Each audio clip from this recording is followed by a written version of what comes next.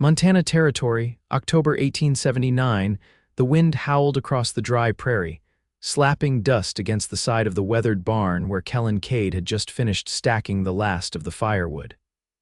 He paused, hand on the rough beam, heart thudding with the strange sense that something was not right. Then he heard it so faint he almost missed it, a choked cough, like someone trying to stay quiet and failing. Kellan stepped around the corner of the barn slowly, boots crunching frostbitten grass. That was when he saw her. Curled in on herself beside the barn wall, half hidden by a broken wheelbarrow, lay a girl no older than 20. Her dress was torn at the hem, soaked with mud, and her arms were wrapped tight around her chest like she was holding herself together. Her lips were cracked, her cheeks hollow, and her eyes fluttered open when he stepped closer. "Jesus," Kellan muttered, dropping to one knee. "Miss, can you hear me?" She flinched at his voice, tried to push herself up, then collapsed back with a groan. Do not touch me," she whispered hoarsely, but her body betrayed her bravado. She was shaking, her skin was cold as snowmelt. "I will not hurt you, just let me help." For a long second, she stared at him like she was making up her mind, then she gave the faintest nod. Kellan scooped her into his arms. She was light, too light, like she had not had a full meal in weeks. He carried her into the house, kicked the door open with his boot, and eased her down onto the bench near the fire. "My name's Kellan Kade," he said, already moving to the stove. "You are safe here." She watched him with wary eyes, but did not speak. He ladled hot broth from the pot he had cooked that morning, rabbit and carrot, and brought it to her in a chipped tin bowl. "Here," he said gently. "Soup first, talking can come later." Her hands trembled as she took the bowl. She drank slowly at first, then faster, like she could not stop. She finished it all, then looked up at him again, eyes clearer now. "I am Cora Bellamy," she said. "I did not mean to trespass." "You are not trespassing. You are half dead, and I do not take kindly to letting people freeze to death outside my barn." She looked down at her hands. "I had nowhere else to go." Kellan crouched by the fire, watching her. "What happened?" Cora hesitated, then pressed her lips together. "I was supposed to be married. 2 days ago, he never showed. My father died last winter, my mother 2 months after. I sold everything we had to come out here, but the man I was meant to marry, he lied. There was no farm, no house, just nothing." Her voice cracked. "I have nothing." Kellan's jaw tensed. "You were left out here alone." "I walked. For days. Thought maybe I could find work in town, but I got turned away. No one hires a woman with no name behind her." He heard the shame in her tone, and it made something twist deep inside his chest. "You are not alone anymore," he said quietly. Cora blinked, her eyes wide. "Why are you being kind to me?" Kellan stood and grabbed a quilt from the chair, draping it around her shoulders. "Because I remember what it was like to be hungry and cold, and because you did not deserve what happened to you." She looked at him then, really looked. "You live here alone. My brother died in the war, left me the land, I keep it running. And you do this all by yourself." "I manage." Cora leaned back, the fire warming her skin. Her hands still shook, but her shoulders had eased. "You should rest," Kellan said. "There is a room you can use. Clean sheets, I will keep the fire going." She looked up at him, startled. "You do not even know me." "I know enough. Your name is Cora, and you were left to die. That is all I need to know." She stared at him like she was trying to decide if he was real. "Thank you," she said softly. "For the soup and for not turning me away." Kellan nodded once. "Get some sleep. We will talk tomorrow." He helped her to the spare room, left the door open just a crack, then went back to the fire. He sat for a long while, staring into the flames, wondering what kind of man could leave a woman like that behind. Outside, the wind still howled. But inside, the house was warm, and for the first time in a long time, Kellan Kade did not feel quite so alone. The next morning broke gray and clean, with a low sky pressing down on the hills. A light dusting of frost clung to the porch rail, and Kellan stood outside with a steaming tin cup in his hands, watching his breath curl into nothing. The cattle were still quiet in the lower field, their shapes ghosting through the mist. It would be another hour before the sun reached them. Behind him, the door creaked open. He didn't turn. "You're up early," he said. "I didn't sleep much." Cora's voice came low, uncertain. She stepped onto the porch, wrapped in the mended wool shawl he'd left folded on the edge of the bed. Her hair was still tangled, but her eyes held less panic. She stood barefoot, hugging her arms to her chest. "There's coffee if you want it. I don't take to it much." "Makes me jumpy." He nodded and sipped his own. "Wasn't sure how long you'd stay." "I wasn't sure either." Her voice was quiet but steady. "I don't have a plan, just my name and the clothes I came in." He glanced at her, then looked back toward the misted field. "You know how to card wool?" She blinked. "Yes." "Patch seams?" "Yes." "Keep a fire going, handle chickens, boil lye soap." She paused. "I do." Kellan set his cup down on the railing. "Then you've got more than a name." Cora let out a breath, not quite relief, not quite disbelief. "You offering work. I'm offering a place to stay and something honest to do with your hands. This place has more to it than I can manage alone. You don't owe me anything." "I didn't say I did."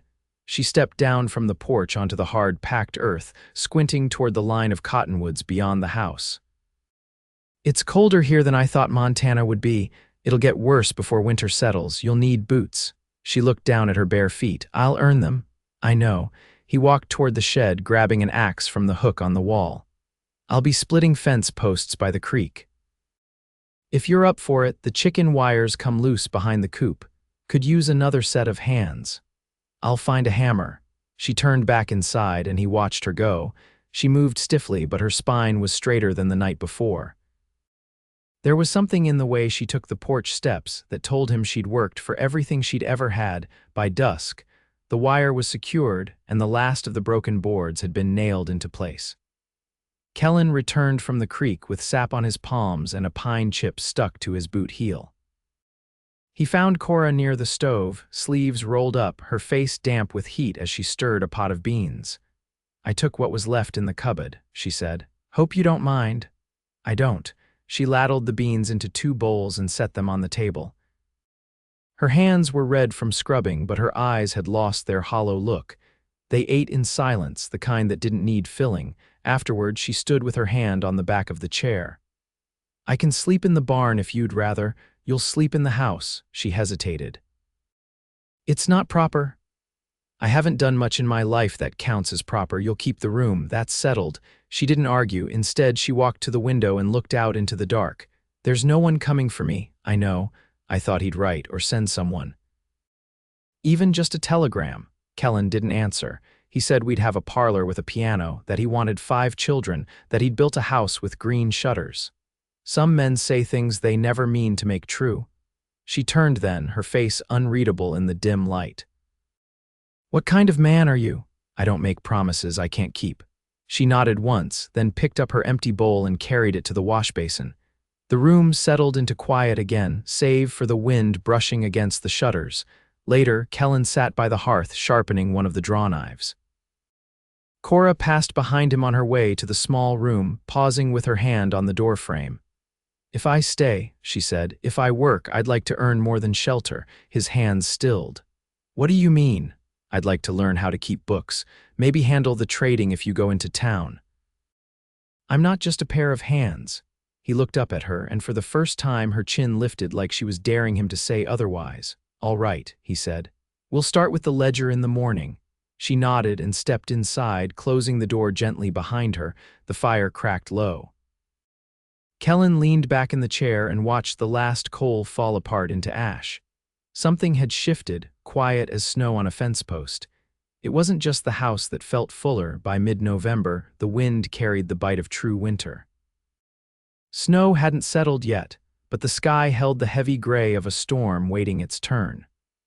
Kellan had moved his tools inside the shed and hung lanterns by the porch railings, their soft glow stretching into the early dark. Inside, the warmth of the hearth reached the corners of the house, and the scent of root vegetables simmering in a cast iron pot made it feel more lived in than it had in years. Cora stood at the table, sleeves rolled to her elbows, carefully transcribing numbers from an old ledger into a newer one. Her handwriting was small but neat, and she paused only to wet the tip of the pencil or shift her weight from one foot to the other. Her concentration was absolute until Kellan returned from the paddock, shaking snowflakes from his shoulders. "You've been out longer than usual," she said without looking up. "One of the yearlings lost his footing crossing the stream. Took me some time to get him up the slope." She set the pencil aside. Is he hurt? A bit of swelling in the right hind. I'll wrap it after supper. She nodded, then went back to the numbers. This column doesn't add right. Kellan crossed the room and looked over her shoulder. That one's from when I traded cornmeal for harness straps. The merchant shorted me 2 pounds. Then the value's wrong. You let him. I was tired of arguing. I'll fix it. You always this particular? When I was small, my father ran a dry goods store in Kansas. I used to balance his ledgers every Sunday while he tallied the orders. He'd make me double-check the sums before we closed for church. Kellan pulled out a chair and sat down across from her. You miss him? I do. She didn't elaborate and he didn't press. Instead, he reached for the ledger and turned the page. There's a list in here of what's missing from the north fence line. If you're set on the books, I'll leave the rest to you. I'd like that. They sat in quiet for a while, the firewood snapping now and again. Outside, the wind had calmed and the chickens had settled for the night. Cora set the pencil down. You don't speak much about your brother. There's not much to say. You kept his place going. I owed him that. She studied his face but said nothing. He reached for a cloth to clean his hands and stood. You ever worked a snow plow? He asked. Only seen one. I built mine after the blizzard 3 years back. I'll show you how it hitches when the snow comes in. Cora rose too, brushing flour from her skirt. You built it yourself. I had help from a neighbor down in Elk Hollow. He's gone now. Caught fever the winter after. I want to learn everything I can about the land, the tools, what to plant and when. I don't want to be a guest here. You're not. She turned toward the stove and ladled stew into 2 bowls, her movements practiced now. When she set his in front of him, her fingers brushed his briefly. Neither of them moved away. I never thought I'd feel steady again, she said. Not after the train ride, not after he didn't come. You don't have to speak his name. I won't. I've stopped letting him take space in me. Kellan took a slow breath and picked up his spoon. You've come a long way in a short time. I had to. They ate by firelight, the only sound the clink of metal against earthenware. When they finished, Cora gathered both bowls and took them to the basin. Kellan watched her hands, the way they moved with care, not habit. She wasn't just filling space in the house, she was giving it shape. He stood, walked to the mantel, and took down a small wooden box. Inside it, folded in yellowing cotton, lay a silver ring, plain but strong. I was going to wait, he said, voice low. Cora dried her hands and turned to face him. Her eyes didn't widen, didn't dart away. She looked at him squarely. I know it's soon, he said, but I don't want you to wonder.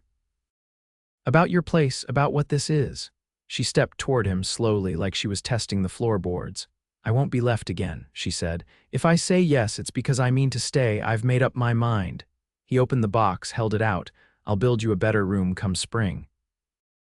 With a window facing the hills, Cora reached for the ring, her fingers steady. I don't need a piano or green shutters, but I want the kind of life where the fire never goes out, even when the wind rises. He took her hand and slid the ring on. Then we're agreed. She leaned forward and rested her forehead gently against his chest. Outside, the wind shifted, and a few flakes began to fall, soft as breath on skin. Inside, the fire held, and 2 people stood close enough to feel the world change. By the time December settled over the valley, the first real snow had come, blanketing the pasture and softening the sharp edges of the world. The hills beyond the creek blurred into white, and the sound of everyday life hushed beneath the weight of it. Kellan kept the paths clear with the plow he'd spoken of, and Cora followed behind him some mornings, dragging feed in a sled fashioned from an old shutter and rope. Inside the house, the warmth held.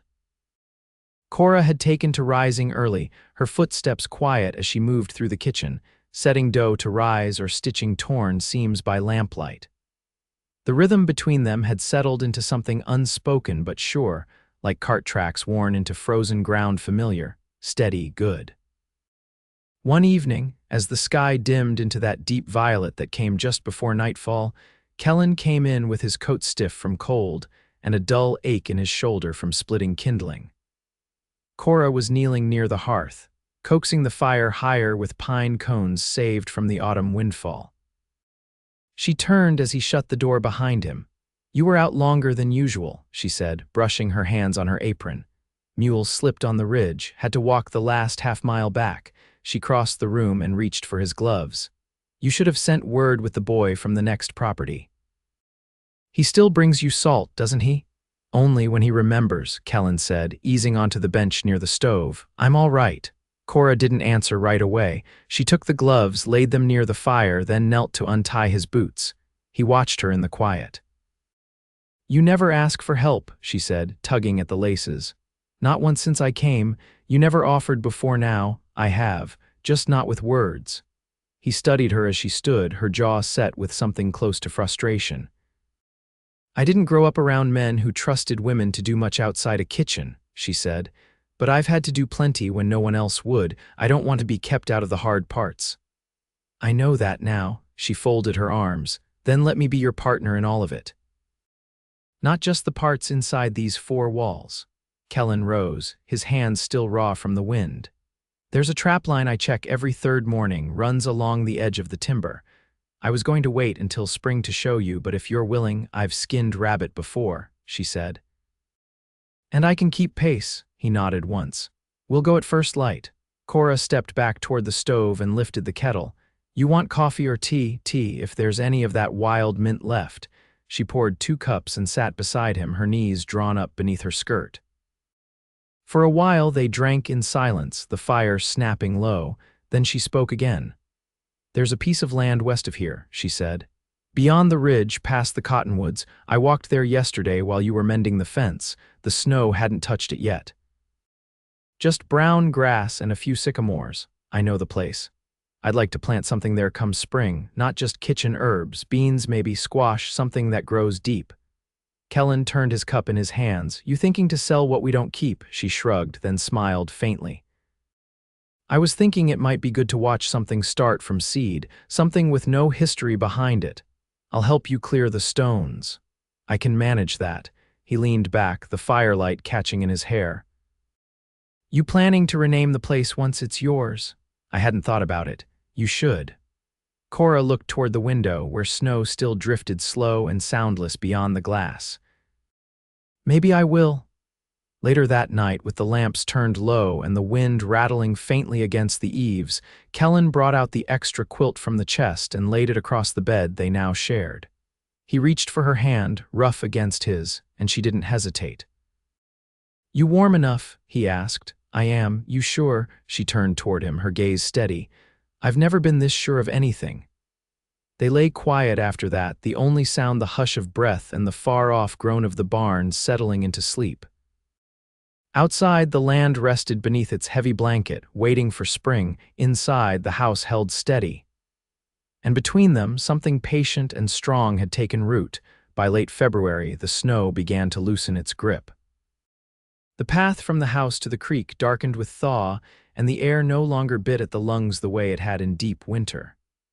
Cora stood beneath the eaves, apron still damp from washing, watching the cloud bank shift above the hills. A crow passed overhead, silent and alone. Behind her, Kellan came out with an armful of dried birch. He set it by the wall without a word, then joined her at the edge of the porch. You were quiet at breakfast, he said. I've been thinking about. She didn't answer right away. Then, I want to send a letter home, to Kansas. I've cousins there. We weren't close, but I need to tell someone I lived through this year. He nodded once. You can use the paper in the top drawer. The town post will run again next week. Cora's hands curled around the porch rail. I'm not going back. I just want someone to know I didn't vanish. You didn't, she turned to him. You ever write to anyone back east? No one left to write to. She studied his face. You ever think about selling the land, starting somewhere new? I reckon I thought about it once, after the war. After my brother passed, but leaving this place would have felt like I was leaving him for good. She stepped down onto the hard, packed dirt. You stayed loyal to something that hurt. I stayed loyal to what he believed it could be. Cora walked toward the barn, boots crunching over thawing ground. Kellan followed, falling into step beside her. Inside, the horses stirred, tails swishing at the sound of the door. The air smelled of hay and old leather. Cora reached for the curry brush. I'd like to build a drying shed, she said, for herbs. If I'm going to plant that far field, I want to do more than root vegetables. You've been thinking ahead. I want to make something that outlasts me, something with my name on it. She paused. Your name, too. Kellan leaned against the stall door. We could draw up a plan. Lay it out before planting begins.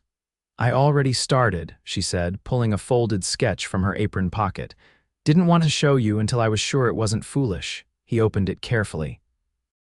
The lines were fine, the shapes clear.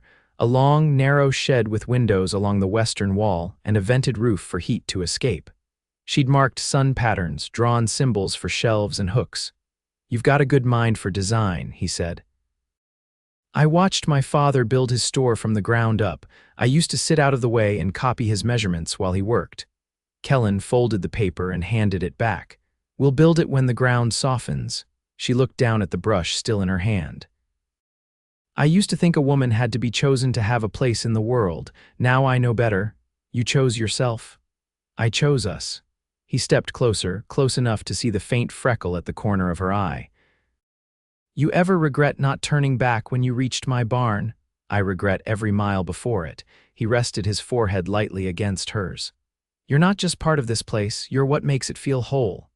The horses shifted in their stalls, but neither of them moved. That evening, Kellan laid out a piece of fresh pine on the table and began carving letters, slow and careful. Cora sat opposite, mending a rip in the shoulder of his winter coat. Her needle moved steadily, but her eyes kept drifting to the sign taking shape beneath his knife. When it was finished, he held it out. What do you think? The wood bore 2 names, Kade and Bellamy Homestead. Beneath that, in smaller letters, ESD, 1879, Cora traced the grooves with her fingers. Looks like it was always meant to be there. He set it aside, then took her hand, rough from work but warm in his. Come spring, I want to build more than a shed. I want a life that's ours from the ground up, with you beside me every morning, with children if we're lucky. With something lasting. I want that too, she said. Completely. He brought her hand to his chest, holding it there like it belonged because it did. The thaw came slow but sure. Day by day, the snow shrank back from the fence posts and the field opened wide with promise. They built the drying shed together, every beam measured and placed side by side. Cora planted her first seeds in rows so straight they caught the sun just right when it rose. Kellan carved a cradle from leftover cedar, though they had no child yet, just faith. Neighbors came more often that spring, trading stories and seed and warm bread. Word traveled of a woman who'd arrived with nothing but her name and built something strong beside a man who'd once lived in silence. Folks began calling the road that passed their land Bellamy's way. And in the quiet of their home, with the fire low and the windows thrown open to the warming night, Kellan would reach for Cora's hand beneath the quilt and hold it as if he'd never known contentment before her, because he hadn't, and neither had she. They lived long and well and together through the rains and the dry seasons, through birth and sorrow, through every turn of the earth. And neither one ever walked alone again.